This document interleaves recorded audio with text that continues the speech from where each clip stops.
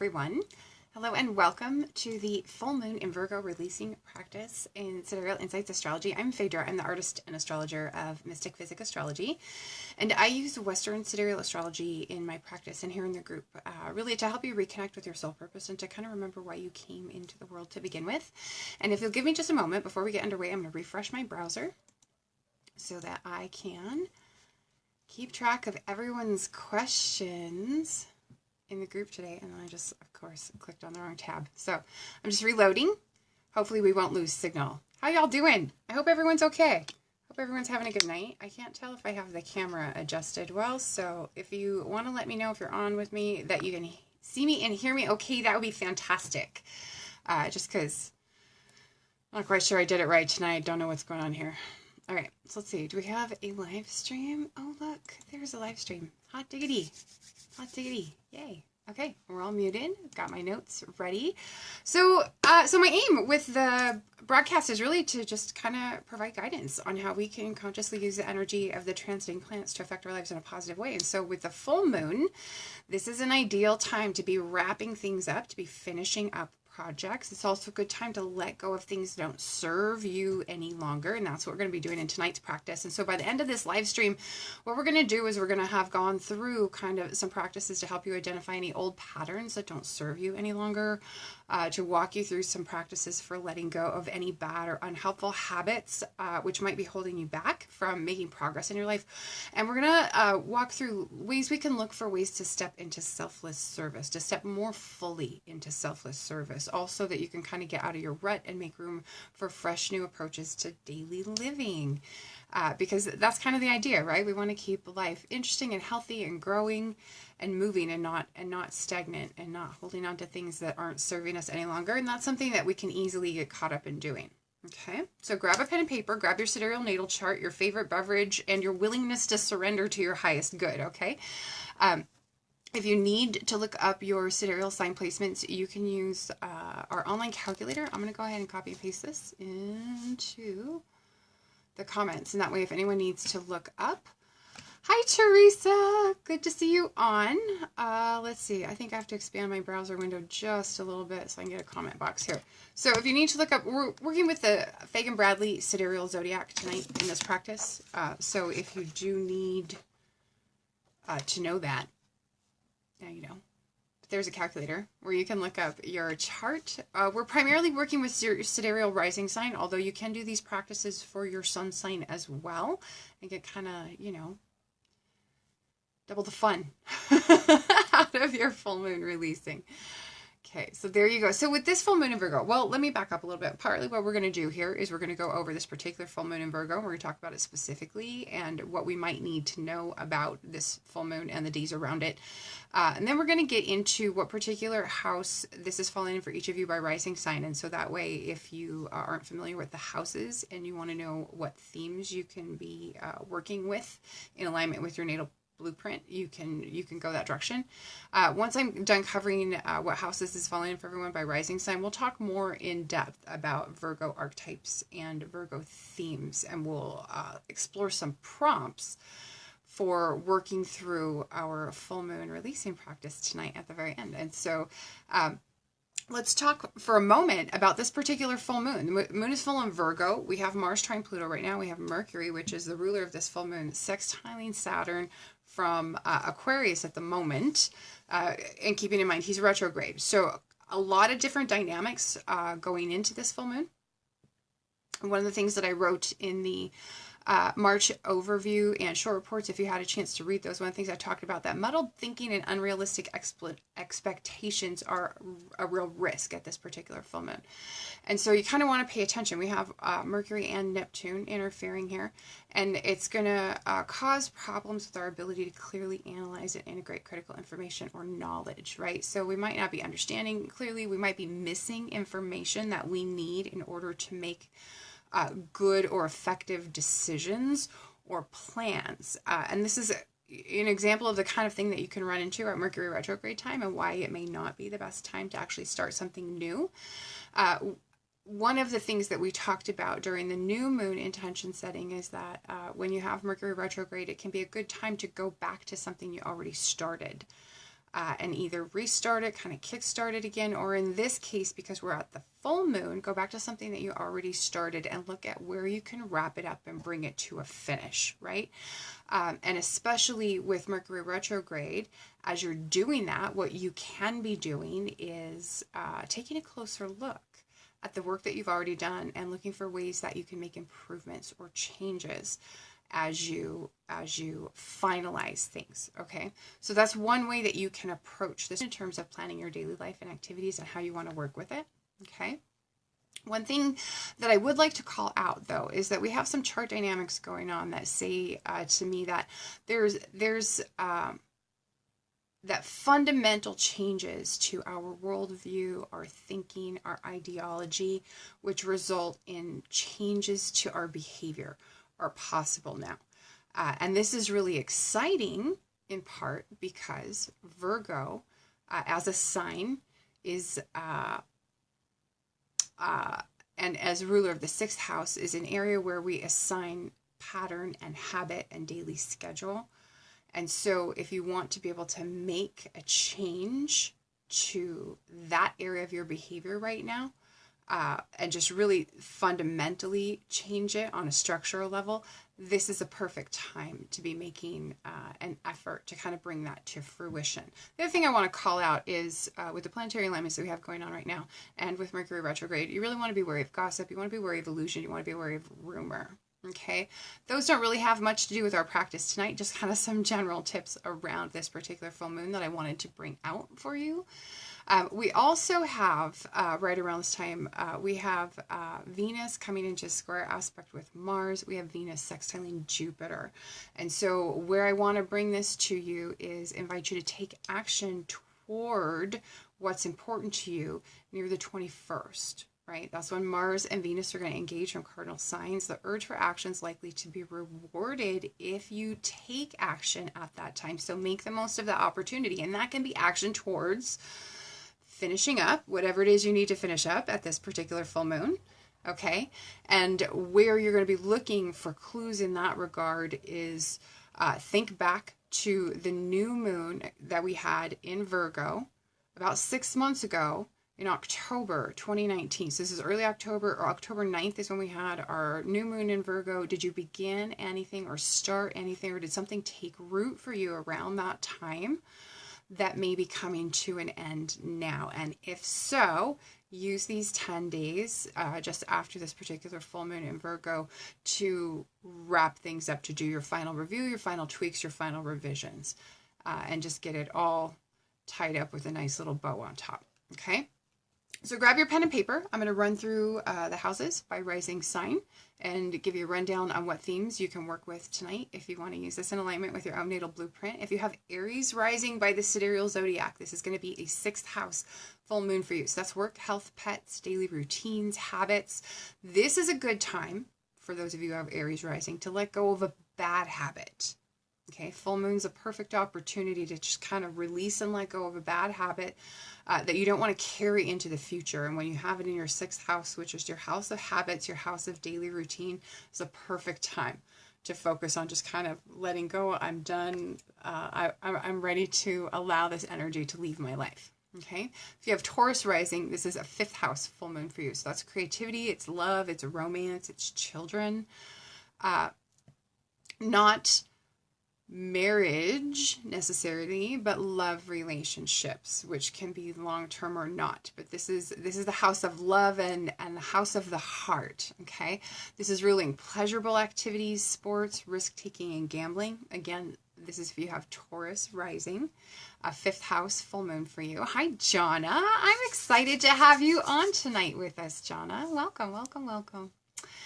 If you have Gemini rising like moi, 4th house full moon. So this is home, property, family, your parents, and it can be either one or both. 4th house very commonly rules the mother. However, I will give a caveat to that, and that is that I have personally noticed, and I know that other astrologers have also seen this to be true in their experience, it can vary depending on the native's individual chart. For some people, the 4th house speaks about the father. So the clues are in your own natal chart, and you kind of, you get a feel for that just by knowing your parents and knowing your chart. Oh, it's okay that you're late, Jonna. Don't worry about that. I was a little late getting started today too, just because I was trying to make sure I had the camera in the right spot and the microphone plugged in properly, because I keep forgetting to set up my mic properly at the start of the broadcast. And then the sound is not right when I go to upload everything to YouTube, and yeah. You know how it is. Anyway, Gemini, 4th house. That's what we were talking about, right? Right. So Cancer, if you have Cancer rising, 3rd house, travel and communication are themes that you can work with tonight. And this is travel and communication that happen near to you, local, so short distance. The 3rd house also, of course, governs childhood education. That's more specific, though, if you're like that age, right? Like that age of your life. But it can also govern siblings, your neighbors, your aunts and uncles, your cousins, so your extended family, right? And your immediate environment, as well as your neighborhood and your community. And so these are areas that you can also work with if you're working with a 3rd house full moon. If you have Leo rising, this is a 2nd house full moon, which is earned income and expenses. It's wealth and possessions, movable assets. So things that belong to you that you can cart around with you. Money that you earn from the work that you do, expenses. 2nd house can also have to do with issues around self-worth and your personal values and priorities, what's important to you. And so if you would like to work with those themes, they would be appropriate as well. For Virgo, this is a 1st house full moon, of course. So appearance and self-expression, right? Personality, identity, your physical body, the role that you play in the world, how you interact with the world, your mannerisms, your behavior. So in terms of identity, I think we talked about this maybe last month when we had one of the eclipses, and I brought up a wonderful way to use full moons in the 1st house can be to let go of an identity that's not something that you want to be part of your identity going forward, right? And so in the example that I used, and I did this specifically at an eclipse because eclipses bring about permanent long-term change, right? And I wanted to leverage that permanent long-term change opportunity. So I had a full moon lunar eclipse on my ascendant in the 1st house, and I used that to quit smoking. And it was really a matter of leveraging that opportunity to change my identity or how I saw myself. Because that's a transition from seeing yourself as a smoker to seeing yourself as a non-smoker, and it's a whole different way of life, right? It's a whole different set of behaviors and way that you're interacting with the world, right? This is like way back in the days when you could still maybe, find a restaurant with a smoking section, right? So the like little things that you don't think of, but this is a wonderful way to take on a full moon in the 1st house, is to let go of an identity that just really doesn't fit, that you might have outgrown in some way, okay? And then for Libra, this is a 12th house full moon. Hi, Laura. It's good to see you. I hope you can stick around for the broadcast. It's going to be kind of fun. So for Libra, 12th house, this full moon has to do with privacy and seclusion. It has to do with retreat from the world, potentially. It can have to do with spiritual themes, spiritual growth, spiritual journeys, spiritual practices. It can have to do with your unconscious mind or your escapist tendencies and addictions. Right? So addiction is something that you can work with at this 12th house full moon. Jonna says, quitting smoking is an enormous shift. And it really is, Jonna. And I can't stress enough how beneficial it was for me to time it with that particular eclipse, because it made it so easy. Like I stopped and there was no looking back. Within 2 weeks, I was just done smoking and I never had another craving again. And so like there's some really powerful ways that you can leverage astrology, and this is just one example of one of them. And so it's part of why I like to do the new moon intention settings and the full moon releasings, is because it can give you a way to use it as a vehicle for especially self-discovery, but also self-improvement. If you like to constantly kind of evolve into a better version of yourself, you can use astrology to do that. For Scorpio, this is 11th house. So that's friends and organizations. It has to do with your hopes and dreams, your most deepest held hopes and dreams. And so I hopefully 6 months ago when we had our new moon in Virgo, hopefully if you had Scorpio rising, you took action towards a hope or dream of of yours. And if that's the case, you may be finding that it's time to start pushing that towards a conclusion now, to finish it up and get everything finalized. But like I was saying earlier in the broadcast, if that's the case, take the time to stop and kind of do a review, look for areas where you can make improvements or changes, or that you just may need to retool or address in some way before you decide, okay, we're done, right? Because we've got the Mercury retrograde. So just keep them in mind that if there are things that you might like to tweak, this can be a really good time to kind of pin them down and find them before you get into final stage. Okay. For Sagittarius, 10th house, so career and achievement, awards, recognition, status and reputation. This full moon has to do with your professional life. For Capricorn, it's 9th house. So this is international affairs, travel and immigration, publishing and broadcasting. So long distance travel and communication, international travel even. Legal and higher education matters can also fall under the 9th house, as can religion, philosophy. And those are 9th house. Aquarius, this is 8th house. So we're talking about other people's money. We're talking about resources that are at your disposal but belong to other people. So like your partner's income, bank loans, other kinds of debt, taxes or inheritance. And this can be money that comes to you or money that you have to repay, right? It can be debts as well. Bonus and commission income falls under the 8th house. So if you earn money that way. But then there's some non-financial themes that you can explore when you have an 8th house full moon or new moon as well. And those revolve around things like the occult, death, rebirth, transformation, regeneration, and healing, psychology, especially psychological healing and psychological exploration. And then finally for Pisces, we have a 7th house full moon. So this is marriage and partnership. It's business, your relationships with other people, including open enemies, right? Your rivals. And then the 7th house can also speak to what we reject about ourselves or what we project onto other people. And when I talk about that, I'm speaking specifically about the descendant in your chart, the opposite of the ascendant, okay? And so like I was saying, think back to about 6 months ago when we had our new moon in Virgo in October. And if something started or took root around that time, use the next 10 days to wrap it up and bring it to a conclusion. What I'm going to do is jump into talking a little bit about the Virgo archetypes and themes. And if anyone joined late, if you aren't sure what house this is falling in for you by rising sign, if you want to just let me know in the comments what your sidereal rising sign is, I'll recap for you what those are. And in the meantime, we'll talk about Virgo. So Virgo represents service, right? Including the work that we do every day, the work that we do for pay, right? And it also includes those who serve us, right?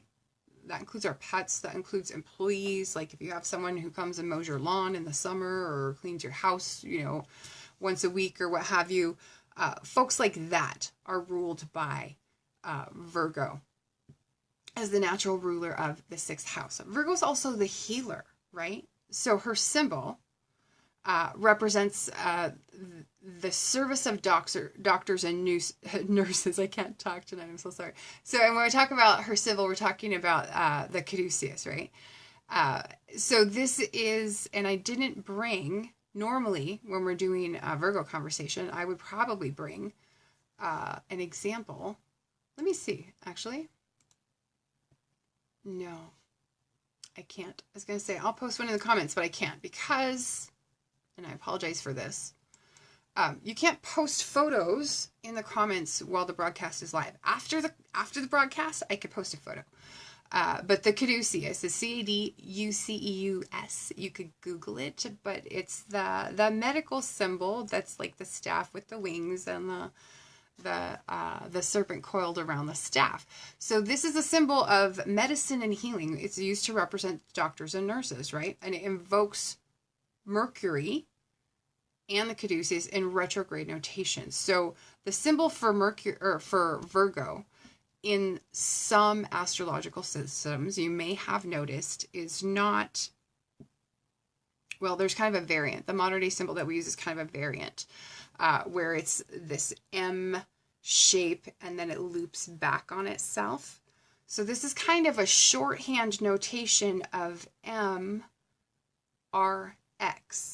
which is how we shorthand note Mercury retrograde in astrology, right? MRX, if we're working on a chart. So this MRX, the RX part of it, the retrograde, is commonly used in the medical community to denote prescription, right? And so this is intimately tied to healing the Virgo energy and the Virgo sign, okay? But it's more about the healing of the physical vessel, because Virgo is the sign that specifically deals with reality, as opposed to her opposite, Pisces, which deals with not reality. It deals with what's unconscious and how we try to escape from reality, right? So this is about real physical healing, the health of the physical body, the health of the physical vehicle, the meat suit. That's what I call it, the meat suit. You only get one meat suit, take care of it, right? So, so health is a strong theme for this particular full moon. It's something that, if you feel that's relevant for you, I would definitely encourage you to explore. In some teachings, though, Gemini, which is the twins, represents Adam and Eve, or the male-female polarity. And as such, Virgo, which is also ruled by Mercury, could be rightfully considered the expression of the feminine half of that mercurial influence, right? As opposed to the messenger archetype, which is represented by masculine Gemini, okay? So these two halves of Mercury are expressed as Gemini and Virgo, the masculine, the feminine, the messenger, and the healer, okay? Virgo is analytical, right? Critical, can be prone to perfectionism, right? These are expressions that can manifest in positive and negative ways, right? And all signs have this, right? They have expressions that can manifest in positive and negative ways. So usually at the full moon, what I kind of encourage is reflect on the negative, because the full moon is when you want to be letting go, right? It's when you want to be letting go of the things that are not the healthy expression. The stress behaviors, right? Because we have a way that we behave when we're stressed, and it's kind of different than how we behave when we're not stressed. And so it's like working with that duality, okay? So reflecting on Virgo's domain for a moment, the archetypes she represents, the maiden, the harvest, the work that we willingly do now that sustains us in the future. With those archetypes in mind, I want you to consider where in your life can you consciously choose to let go of something that's not serving you any longer? And that could be a bad habit. We talked about habits in Virgo in 6th house, right? Daily routines and schedules. It could be attachment to a daily routine that's holding you back in some way. Even a self-criticism that you habitually give yourself a hard time about, or something where you feel like you fail to live up to your own standards, right? Because sometimes Virgo is overly realistic, right? Or even a little cold and sterile, kind of like a hospital, right? And sometimes Virgo, even in that healing sense, sometimes lacks a little of the compassion that its celestial counterpart, Pisces, has, right? These are the two signs that are about selfless service. And in Virgo, it's the work that we do with our hands. And in Pisces, it's the work that we do with our soul and with our spirit. It's the work that we do in self-sacrifice, okay? So consider, are you overly critical of yourself or others when you're under stress? Are you sensitive to the orderliness of your environment? And if so, are you ready to make changes to that environment, to how you have it organized, or to some quality about it so that you can be more productive? Maybe your environment is too loud, or there's too much activity and you need to try to quiet things down.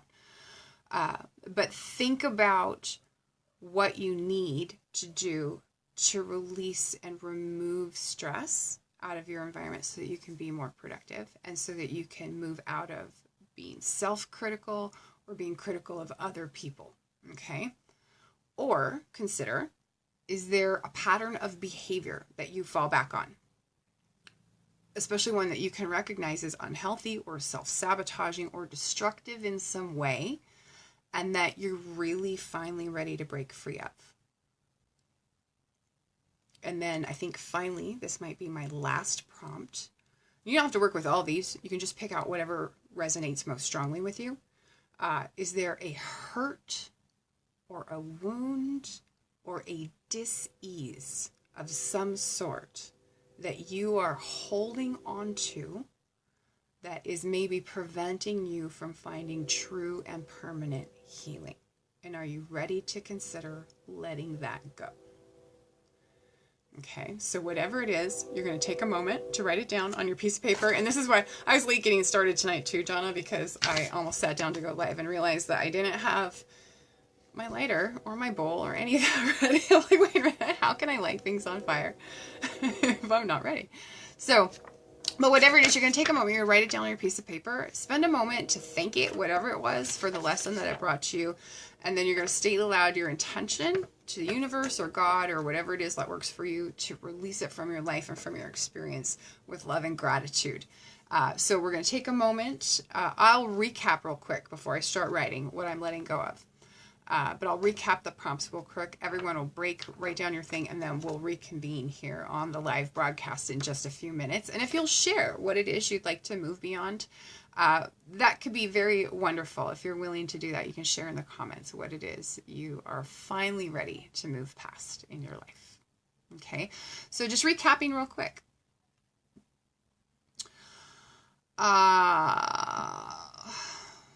Is there something you can consciously choose to let go of or release that's not serving you, such as a bad habit, an attachment to a daily routine, something that might be holding you back in some way, a self-criticism that you habitually give yourself, something that you give yourself a hard time about, or where you feel you fail to live up to your own standards?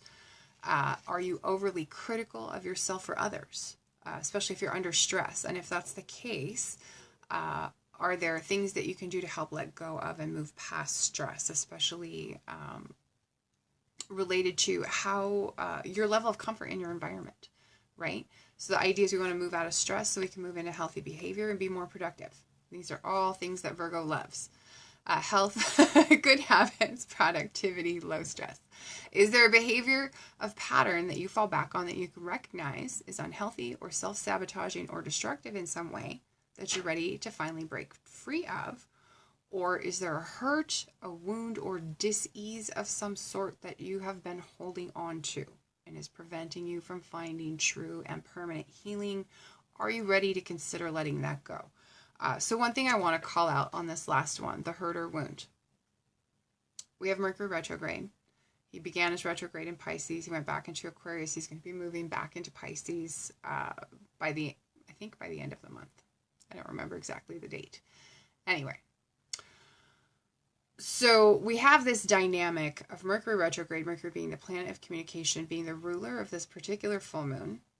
And we have the Pisces dynamic going on too, keeping in mind that Pisces is the polar opposite of Virgo. And sometimes, I don't talk about this much on the live streams, not the new moon and full moon, but this principle of polarity. Sometimes what we see is that a planet transiting or activating in a particular sign in the zodiac or in your chart can actually activate the house and sign exactly opposite of it, right? It's like a reactivity kind of thing. And so sometimes you know, depending on what you're dealing with, if this is the case, what you're looking for may be on the opposite side of the chart. And so it's just kind of a thing that you have to keep in mind. And it's a thing, I think, where a good astrologer is really kind of like tapping into their intuition and working deeply with the client to determine which is the correct house to go to, right? And this is especially true when we're talking about health. This comes directly from medical astrology, this concept. But what I really want to kind of drill to is, especially if there's a hurt or a wound or a disease that you're holding on to that's preventing you from finding that true and permanent healing, right? Because isn't that what disease is? It's a dis-ease in the mind that begins to manifest in the body. If you're willing to consider letting go of the hurt so that the wound can heal, tap in to the opposite house, the opposite sign, tap into Pisces energy of forgiveness. Mercury retrograde is an excellent time for reconciliation. And if there's a wound that you're dealing with that involves another person in your life, even if you can't reconcile with that person with finality in reality, you can work towards a reconciliation of the situation for yourself in your own mind and in your own heart. And the best way to do that practice is through forgiveness. And one thing that I want to call out about forgiveness as a practice is that forgiveness is the only guaranteed way to release karma. Okay? So if you have a karmic thing going on in your life, or a karmic thing with someone, and you want to move through it, you want to move past it, you don't want to carry that karma forward, the way to make that happen with a certainty is to move into forgiveness. Now, that can be you asking for forgiveness of the other person, or you forgiving the other person, or it can be as simple as you forgiving yourself, right? Because sometimes we've done something that's leaving an unhealed wound. And sometimes we need to do the forgiving, and sometimes we need to forgive ourselves in order to move on. And I want to tell you a secret about this whole forgiveness and karma thing. And that is that it only takes one person to forgive for that karma to be negated. And so this is a very powerful tool. And with a full moon in Virgo, it's a powerful, especially with Mercury retrograde, I'm getting goosebumps right now talking about this. This is a wonderful time to tap into the power of forgiveness, to move past something that's hurting you so that you can heal. And Jonna says, holy shit, do I ever have a karmic thing? She also wants to know what degree the full moon is at. Hold on, because I have my chart and I have my calendar right here, Jonna. It is at 5 degrees 8 minutes of Virgo, exact at 21:42. That's going to be Eastern Daylight Time in 24-hour time, and then I would have to do the math. So my chart says it was exact at 1:42 a.m. That would be probably Eastern. I don't know. My chart and my calendar don't agree, and this has always been a problem for me, and I can't figure out why they don't agree, Jonna, so I apologize, because these are the same charts that I work from for my calendar. But that's what happens when you use multiple types of software to put together a final product, and that's what I do. Anyway, moving on. So take a moment, write down what it is that you want to let go of. Hopefully you're already writing down while I'm babbling. And then we'll come back and spend a moment to think it. And if anyone wants me to recap anything or has questions, let me know in the comments.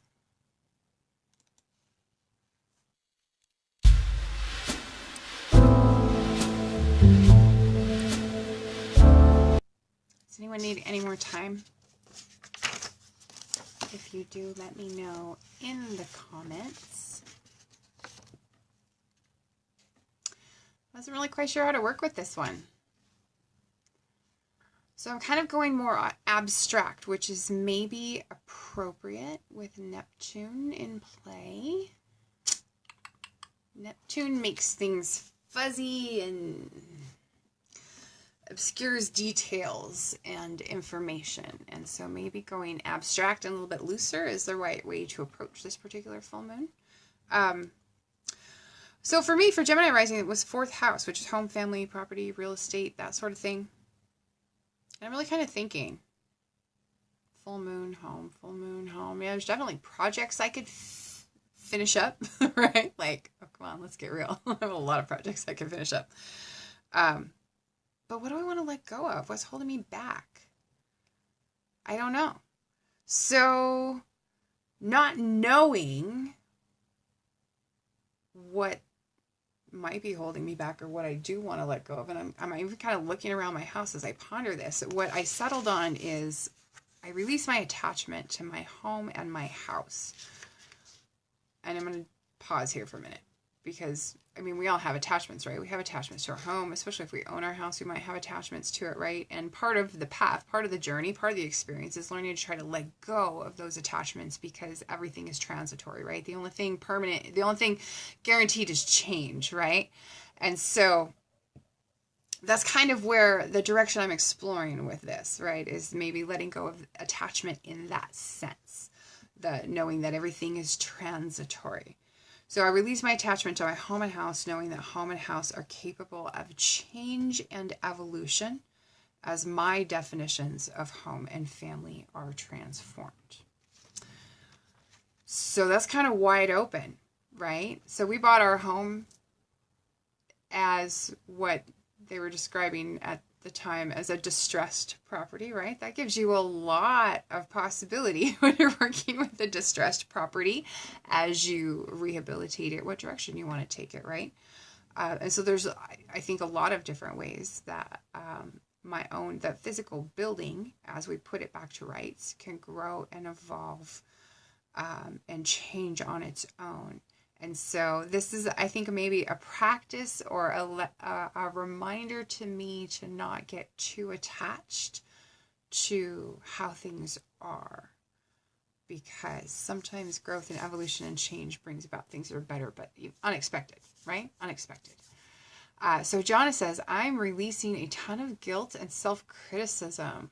Ooh, I like this. I'm going to expand it, Jonna, because it says see more on my screen. I'm releasing a ton of guilt and self-criticism in regard to an old wound that I buried for years. I've recently revisited it to pulled off the scab, so to speak.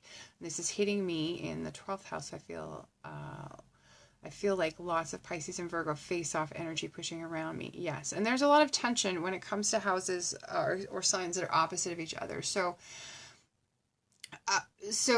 oftentimes in astrology, you might hear us talk about conjuncts and oppositions, especially that they can be positive or negative, good or bad. Like, I hate to use qualifiers in that way. But they can be unpredictable in that they can be challenging or they can be helpful, or sometimes both. And with an opposition, the way that tends to play out is that you either have like this tug of war kind of, or clashing, right? Or you have a balance. And because it can go either way, my advice to you would be to explore ways that you might be able to tease out a balance. Sometimes that can be difficult. The best thing to do is try to get out of your thinking mind and get into a more intuitive space, especially when we're talking about Pisces, and see what might come to you intuitively. Virgo is very much grounded in reality, and going to a more intuitive space, you can kind of tap into what you know unconsciously and bring those unconscious truths into the picture, and kind of balance them with what Virgo expects or wants reality to be. And sometimes you can tap into information that you don't have access to through your regular five senses, which is how we engage with the physical world around us, right? Well, there's more information out there. There's more to the world and the universe than just what we can see and accept through our physical senses. So just remember not to get stuck in Virgo in the physical senses. Reach into that Pisces, okay? And see if you can find a way to explore balance. That can be challenging depending on what you're dealing with. Okay, so what you're going to do is you're going to take your piece of paper and you're going to burn it. You're going to destroy it. You're going to tear it up, rip it into little shreds. I have a paper shredder under my desk. We could do that one day. It's kind of noisy though. Freaks out the dog. Nobody likes the paper shredder. It's loud. I like to burn mine, and if you burn yours, please be safe. Do it in a fire-safe place. If you have a fire pit or a fireplace or a barbecue at home, all of these are safe places. If you have a fire extinguisher, keep it handy. But by all means, safety first if you're burning. But I do encourage you, burn it completely. So make sure that it's gone. If you find that it didn't burn completely, finish burning it. Or like I said, you can just tear it up into little tiny pieces and, you know, you can do that. That works too. But as you're burning it or tearing it up, you're going to say, I release this attachment to my home, to notions of house and home, and any attachments I have to those notions, and what those attachments might have taught me. I release that completely with gratitude and with love to open myself up to all future possibilities for growth and evolution. Right? So you can say it however you want, but the idea is you're going to state aloud your intention to God or to the universe or to whatever it is to release this from your life and from your experience. And I want to emphasize, release it with gratitude. Whatever it was, whatever struggle, whatever pain, whatever it was that you're letting go of, it was in your life for a reason. It was in your life to teach you something that you need to know for the next lesson. Okay? So bring that attitude of gratitude, if you will, into your releasing practice. Release it with love. Thank it. Regardless of how much pain it brought you, thank it for its time and its presence in your life and the lesson that it brought you. Like I said, burn it in a fire-safe place. And you'll kind of get a breather. So one thing that I don't always talk about with the new moons and the full moons is that typically, unless we're working with eclipses, which can have a 12 to 18 month or longer range of effect. Most often with the new moons and full moons, we're looking at 6 months or a year that they have an effect. And so typically with the full moon, you're looking back to the last new moon 6 months prior for things that began, and that's what you would be finishing up now, right? Jonna says, you have the best way of wording everything. I can't remember English. It's really funny that you say that because Jonna, like, I don't even trust me. There's times I'm like, what the heck is she saying? Because you get to a point in there somewhere. But generally what happens is with the full moon, that brings it to fruition. That brings it to a culmination. That's when you can be finishing up, right? And then you get kind of a breather for about 6 months until the next new moon in that same sign, which in this case is going to happen late September on the 28th. So whatever you've been working with this, whatever you're letting go of, don't feel like you have this urgent headlong rush to dive into the next thing in that area of your life, the next thing relevant to that house or relevant to that sign as it falls into your natal chart. Don't feel like you're obligated. We're just making space with the full moon stuff. We're letting go of things. We're cleaning out the psychological and energetic closets. Okay, we're Marie Kondoing our energetic life, right? Even though, like, condo, is that a verb? I don't know. Anyway, that's what we're doing. We're making space. You don't have to rush to invite in the new thing that's going to come and fill the space you made. You can let that space be for a little bit. And in a natural cycle, it's going to want to be open and empty and just kind of quiet and breathing and not super active for about the next 6 months. And so then whatever happens next in your Virgo house is really going to kick off at the next new moon, late September. But you'll get a break here, which I think is helpful, especially when we're dealing with healing. And Virgo is very much a sign about healing and health, because as you healing always involves a crisis, right? Whether it's a crisis of psychology or a crisis to the body, healing always involves crisis. And once you've reached that point of health, you kind of want to give the body an opportunity to rest in stasis. And it's the same way with your energetic life, right? So take advantage of this 6 month rest of kind of stasis and let that healing really kind of take hold.